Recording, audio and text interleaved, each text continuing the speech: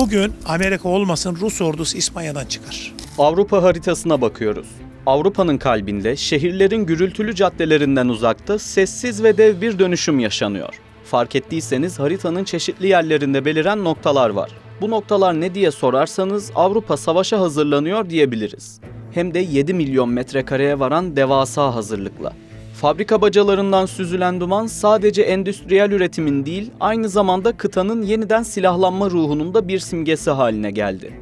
Bu yeniden uyanış, barış dönemindeki rehavetin sona erdiğini, yerini ise jeopolitik gerçeklerle yüzleşme iradesine bıraktığını gösteriyor. Avrupa'nın sessiz sedasız başlayan bu yeniden silahlanma süreci, çıplak gözle görülmesi zor olsa da uydular tarafından net bir şekilde belgeleniyor.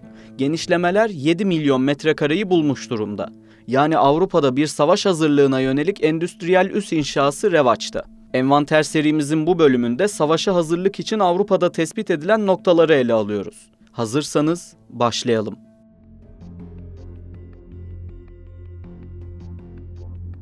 Rusya'nın 2022'de Ukrayna'yı işgal etmesiyle başlayan süreç, Avrupa'nın savunma sanayisinin çarklarını hiç olmadığı kadar hızlı, tam 3 kat daha hızlı döndürdü. Asıl süreç zaten burada başladı.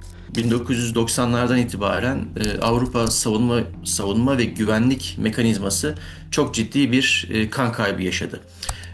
Rusya'nın Ukrayna'yı işgali aslında bu sürecin bir muhasebesi ve tekrar düzeltilmesi, tekrar ayağa kaldırılması için bir tetikleyici rol oynadı diyebiliriz. Uzun vadede sürdürülebilir bir savunma endüstrisi kurabilmek için insan kaynağı havuzunun genişletilmesi lazım.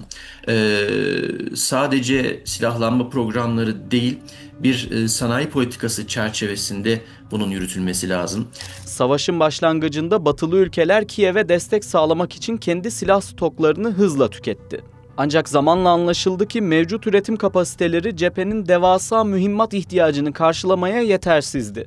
Ukrayna'nın her gün on binlerce top mermisi kullanması Avrupa'daki liderlere barış döneminde oluşturulmuş üretim modellerinin yetersizliğini acı bir şekilde gösterdi. Ukraynalı askerlerin cephe hattından gönderdiği raporlar mühimmat kıtlığının savaşın seyrini nasıl etkilediğini net bir şekilde ortaya koydu. Rus ordusu topçu atışlarında Ukrayna'ya karşı 10'a 1 gibi bir üstünlük sağladı. It's time to shift to a wartime mindset and turbocharge our defense production and defense spending. Bu durum sadece Avrupa'nın mevcut stoklarını değil, aynı zamanda uzun vadeli üretim kapasitesini de gözden geçirmesini zorunlu hale getirdi. Europe is ready to assume its responsibilities. Rearm Europe could mobilize close to 800 billion euros of defense expenditures for a safe and resilient Europe.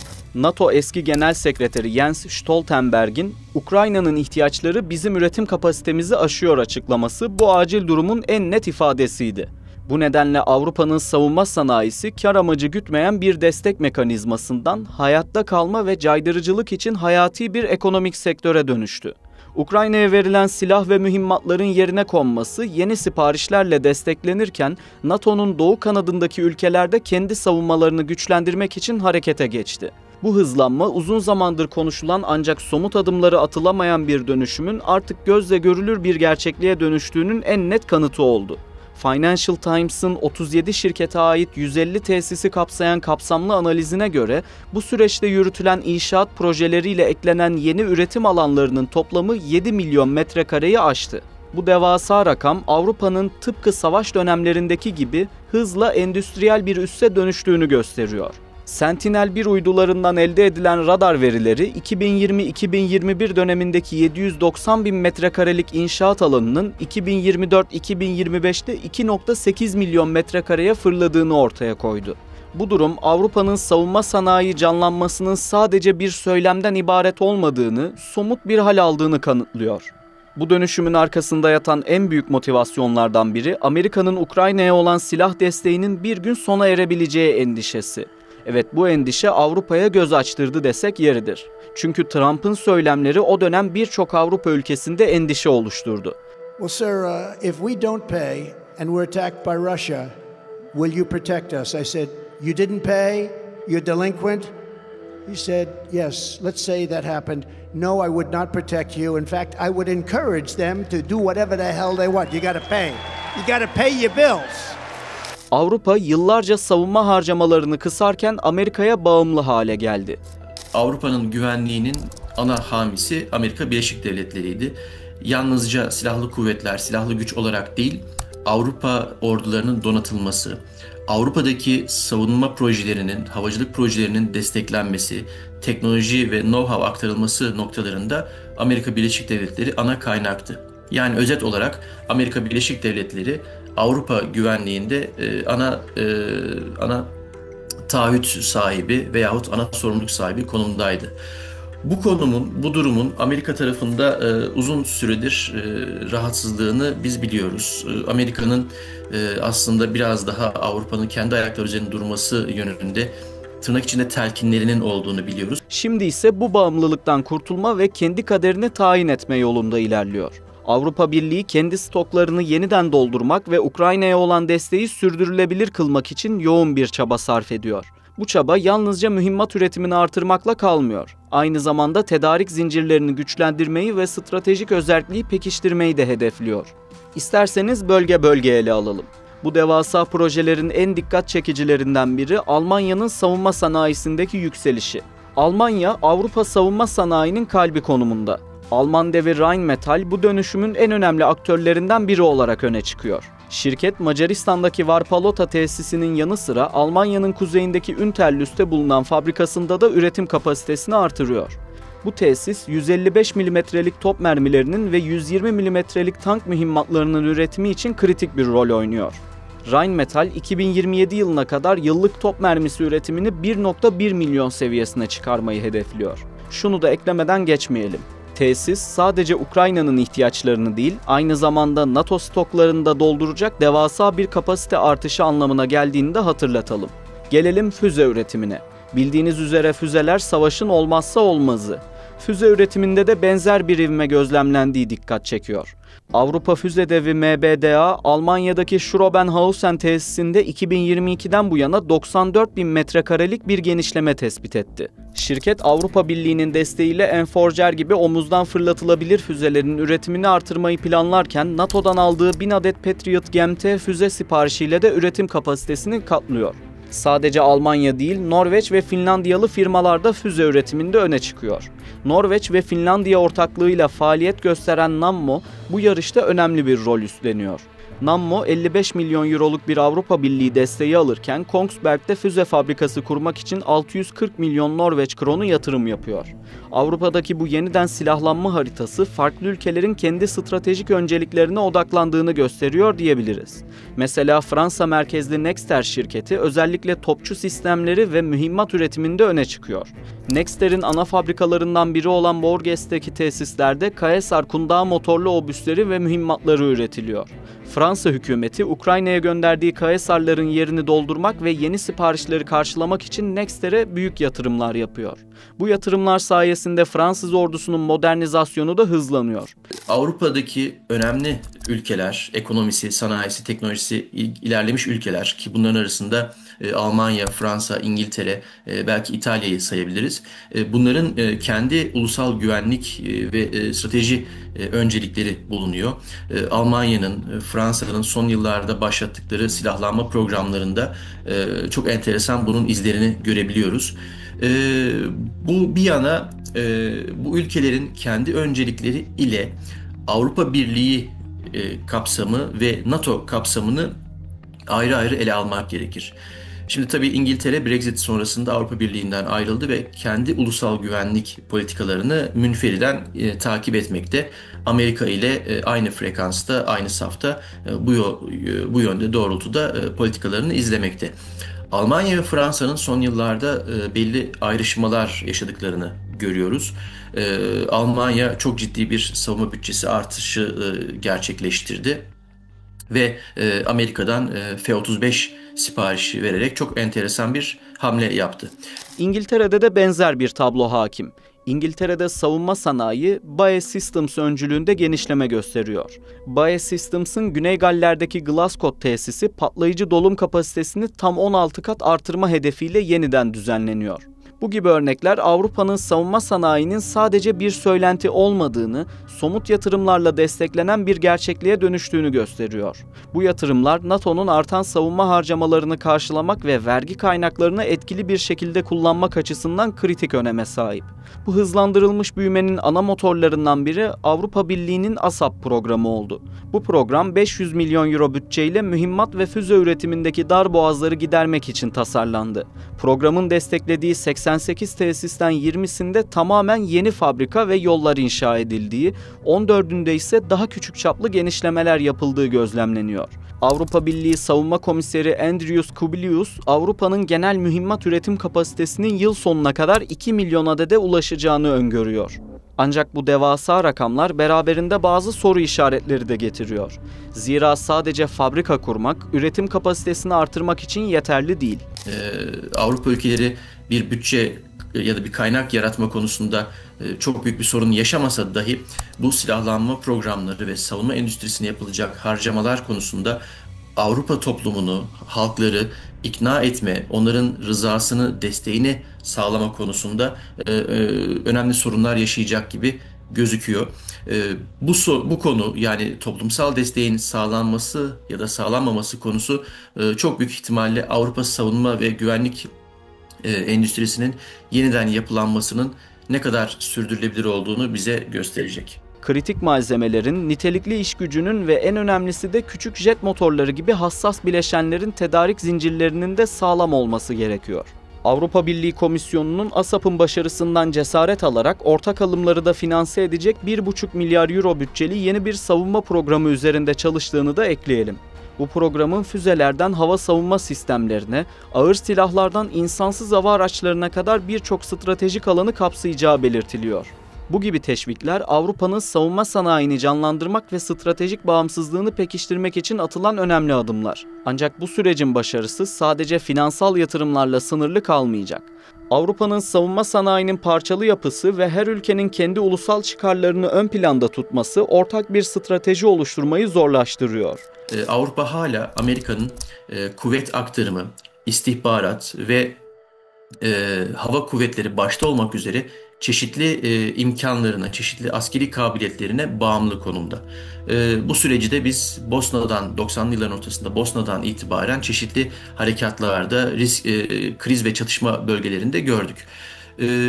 Ortak bir askeri kapasite kurmak, bunu eğitmek ve devamlı harbe hazır konumda çeşitli güvenlik risklerine, krizlerine hemen yanıt verebilecek şekilde ortaya koymak Avrupa Birliği'nin uzun zamandır gündeminde. Ancak bu halen başarılabilmiş değil. Öyle görünüyor ki NATO çerçevesi içerisinde, NATO içerisindeki mekanizmaların kullanılarak bu kapasitenin geliştirilmesi çok daha gerçekçi bir yaklaşım olacaktır. Ancak bu konuda Avrupa Birliği içerisinde halen tartışmaların devam ettiğini biliyoruz. Oysa Amerika, F-35 gibi projelerle devasa bir pazar ve küresel bir ağ oluşturarak savunma sanayini bir güç merkezine dönüştürmüştü. Avrupa'daki bu yeniden silahlanma sadece Ukrayna'ya yardım etmekle sınırlı değil, aynı zamanda uzun vadede Rusya'ya karşı bir caydırıcılık oluşturma amacı da taşıyor. Ancak bu noktada ciddi bir sorun baş gösteriyor: uzun menzilli füzeler. Пусть определят какой-то объект для поражения, скажем, в Киеве, сосредоточат туда все свои силы ПВО и ПРО, а мы нанесем туда удар орешником и посмотрим, что будет. Мы к такому эксперименту готовы. Birçok uzman Rusya'nın üstün kara kuvvetlerine karşı koyabilmek için uzun menzilli füzelerin hayati önem taşıdığını vurguluyor. Uzmanlara göre NATO her ne kadar teknoloji, askeri personel ve araç sayısı bakımından fazla olsa da Rusya'nın hızlı mobilizasyonuna ayak uydurmakta zorlanabilir. Bu nedenle olası bir saldırıda karşı tarafa misilleme yapma kabiliyeti, yani eğer bize saldırırlarsa biz de saldırırız diyebilmek, caydırıcılık için temel bir ön koşul. Ancak Avrupa'nın bu konudaki durumu pek de iç açıcı değil. Rusya uzun menzilli füzeler ve hipersonik silahlar alanında açık ara önde. Avrupa'da ise füzelerin üretimi için gerekli olan küçük jet motorlarının tedarikinde ciddi bir darboğaz yaşanıyor. Bu uzun menzilli füze kapasitesini artırma hedefini sekteye uğratabilecek önemli bir sorun olarak öne çıkıyor. Bu yüzden Avrupa Birliği gelecekte programlarının sadece mühimmat değil, aynı zamanda bu tür kritik bileşenlerin üretimine de odaklanması gerektiğini savunacak gibi. Bu yeniden yapılanma süreci hem Boeing'in yaşadığı var olma mücadelesini hem de geçmişteki askeri rekabetlerin yarattığı sonuçları hatırlatıyor. Varoluş mücadelesi derken Amerika'dan örnek verelim isterseniz. Amerika'nın YF-22 ve YF-23 rekabetinde hız ve radarda görünmezlik gibi özellikler yerine manevra kabiliyetine öncelik verilmişti. Bu tercih Lockheed Martin'in yıllarca sektörde hakimiyet kurmasını sağlarken kaybeden Northrop ve McDonnell Douglas firmalarını birleşmeye ya da maddi olarak zorluk çekmeye itmişti. Avrupa'daki bu süreçte şirketler için benzer bir varoluş mücadelesi taşıyor. ASAP fonu alan şirketler diğerlerine göre daha hızlı büyüyor ve bu da hükümet teşviklerinin savunma sanayini ne kadar etkili bir şekilde canlandırdığını gösteriyor. Ancak bu büyüme her zaman gözle görülür olmayabilir. İngiltere'deki BAE Systems gibi bazı şirketler mevcut tesislerini adapte ederek üretimlerini artırıyor ve bu da uydu görüntülerinde net bir genişleme olarak görünmüyor. Bu durum Avrupa'nın askeri gücünü artırmayı hedefleyen politikaların etkisini göstermeye başladığını kanıtlıyor. Ancak finansal teşviklerin kesin etkisini değerlendirmek hala zor. Bununla birlikte savunma sanayinde yaratılan ivme uzun vadede bölgenin stratejik bağımsızlık hedeflerine katkıda bulunacak gibi görünüyor. Avrupa'nın savunma sanayindeki uyanışı kıtanın güvenlik mimarisini yeniden şekillendirirken aynı zamanda küresel güç dengelerini de etkileyecek potansiyele sahip. Bu gelişmeler sadece Avrupa'yı değil tüm dünyayı yakından ilgilendiriyor. Avrupa'daki bu yeniden silahlanma furyası Türkiye açısından da stratejik sonuçlar doğurabilir. Bence önümüzdeki süreçte Türkiye için Avrupa'da ve özellikle Avrupa Birliği'nde çok büyük, çok uzun vadeli ve ilginç işbirliği fırsatları mevcut. Avrupa'nın pek çok ihtiyaç duyduğu konuda Türkiye'nin olgunlaşmış, hazır çözümleri var. Ayrıca Türk savunma sanayi çok hızlı şekilde çözüm üretebilen, çok dinamik çözümler üretebilen, hızlı bir şekilde üretime geçebilen bir yapıya sahip. Bu da aslında Avrupa'nın ihtiyaç duyacağı bir kapasite. Dolayısıyla ben Türkiye-Avrupa savunma sanayi işbirliği konusunda önümüzdeki süreçte çok ilginç adımların atılabileceğini, çok verimli sonuçların ortaya çıkabileceğini düşünüyorum. Buna inanıyorum. Avrupa'nın kendi üretim kapasitesini artırması, gelecekte Türkiye'nin savunma ürünlerine olan talebini azaltabilir. Ancak bu aynı zamanda Türkiye için yeni işbirliği fırsatları da oluşturabilir. Mesela Baykar-Leonardo işbirliği gibi. Avrupa'nın yaşadığı jet motoru tedarik darboğazı, Türkiye'nin TEİ gibi motor üreticileri için yeni pazarlar olabilir desek yanlış olmaz. Ayrıca Türkiye'nin Kaan, Akıncı ve Kızıl Elma gibi projeleri Avrupa'daki askeri yetkililer tarafından ilgiyle takip ediliyor. Özellikle insanlı ve insansız sistemlerin birlikte çalışması konsepti Avrupa'nın gelecekteki savaş senaryoları içinde hayati öneme sahip. Bu da Türkiye'nin bu alandaki tecrübesinin ve teknolojik birikiminin Avrupa'ya sunabileceği potansiyel işbirlikleri anlamına geliyor. Avrupa'nın Rusya ölçeğinde bir üretim kapasitesine ulaşması kısa ve orta vadede pek gerçekçi değil. Ancak çok hızlı bir şekilde kapasiteyi artırılması da en azından teorik olarak mümkün. Burada Türkiye aslında çok ciddi bir kaynak olabilir. Zaten önemli bir işbirliği başlığı bu olabilir Türkiye-Avrupa açısından. Doğru yatırımlarla, doğru yönetilen yatırımlarla ben Avrupa'nın hızlı bir şekilde kayda değer bir kapasite sıçraması yaşamasını, sağlamasını beklerim. Ama yine de tabii bu bir Rusya ya da Çin ölçeğinde bir üretim kapasitesine hemen ulaşamayacaktır. Sonuç olarak Avrupa'nın savunma sanayindeki bu uyanış kıtanın güvenlik mimarisini yeniden şekillendiriyor. Ancak bu süreç hala başlangıç aşamasında. Bu büyük değişim Avrupa'yı Rusya karşısında daha güçlü bir konuma getirebilecek mi? Yoksa bu yatırımlar sadece kısa vadeli çözümler mi sunuyor? Ve en önemlisi bu yeniden yapılanma süreci Türkiye'nin savunma sanayisi ve bölgesel konumu için ne gibi yeni fırsatlar yaratabilir? Hepsi merak konusu. Ama şu bir gerçek ki Avrupa hiç olmadığı kadar teyakkuzda. Avrupa haritasına bakıyoruz. Avrupa'nın kalbinde, şehirlerin gürültülü caddelerinden uzakta sessiz ve dev bir dönüşüm yaşanıyor. Fark ettiyseniz haritanın çeşitli yerlerinde beliren noktalar var. Bu noktalar ne diye sorarsanız Avrupa savaşa hazırlanıyor diyebiliriz. Hem de 7 milyon metrekareye varan devasa hazırlıkla.